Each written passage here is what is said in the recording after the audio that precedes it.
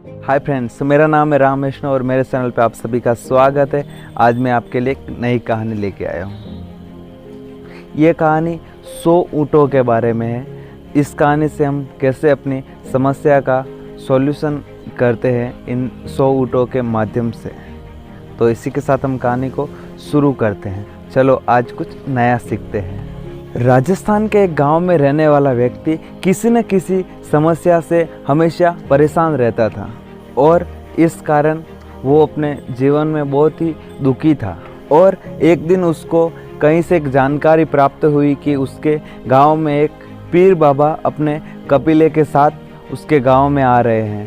तो उसने तय किया कि वो पीर बाबा से मिलेगा और अपने जीवन की सारी समस्या का उपाय पूछेगा। शाम को वो व्यक्ति उस स्थान पर पहुंचा जहां पे पीर बाबा ठहरे हुए थे और कुछ समय प्रतीक्षा करने के बाद उसको पीर बाबा से मिलने का अवसर प्राप्त हो गया।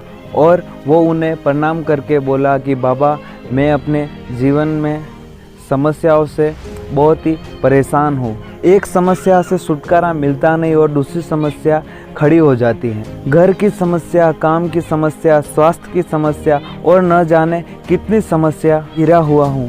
कृपया करके मुझे कोई ऐसा उपाय बताइए जिससे मैं इन सब समस्याओं से छुटकारा पा सकूँ और मैं शांतिपूर्ण और खुशहाल जीवन जी सकूँ। उस व्यक्ति की पूरी बात सुनकर पीर बाबा मुस्कुराकर बोले, बेटा, मैं तुम्हारी समस्या समझ चुका हूँ। इस समस्या का हल मैं तुम्हें सुबह बताऊँगा। इस बीच तुम मेरा क्या एक छोटा सा काम कर दोगे? व्यक्ति तैयार हो गया। पीर बाबा बोले कि बेटे, मेरे कबीले में 100 ऊँट है, जो तुम आज रात उनकी रखवाली करना और जब सारे ऊँट बैठ जाए तो तुम सो जाना। यह कहकर पीर बाबा अपने तंबू में चले गए और व्यक्ति ऊँटों की देखभाल करने के लिए चला गया। अगली सुबह पीर बाबा ने उस व्यक्ति को बुलाया और पूछा कि बेटे, क्या रात को नींद तुम्हें अच्छे से आई? कहाँ बाबा, पूरी रात में एक पल के लिए भी सो न सका। मैंने बहुत ही प्रयास किए कि सभी ऊँट एक साथ बैठ जाए ताकि मैं चैन से सो सकूं, पर सफल रहा।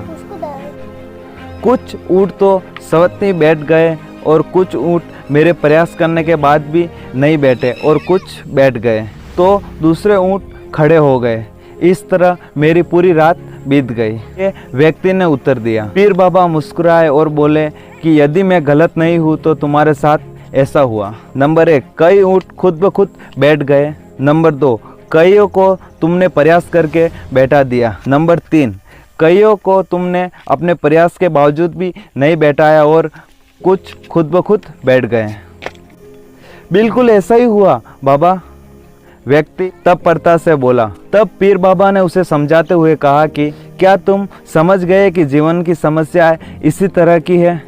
कुछ समस्याएं अपने आप ही हल हो जाती हैं। नंबर 1, कुछ समस्या अपने आप ही हल हो जाती है।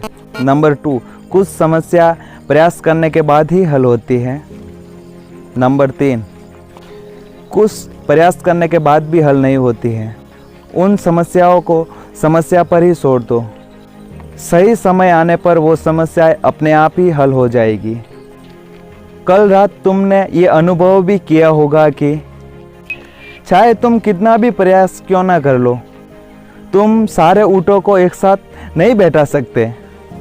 तुम एक को बैठाते हो तो दूसरा खड़ा हो जाता है, दूसरे को बैठाते तो तीसरा खड़ा हो जाता है। जीवन की समस्याएं इन ऊँटों की तरह ही है।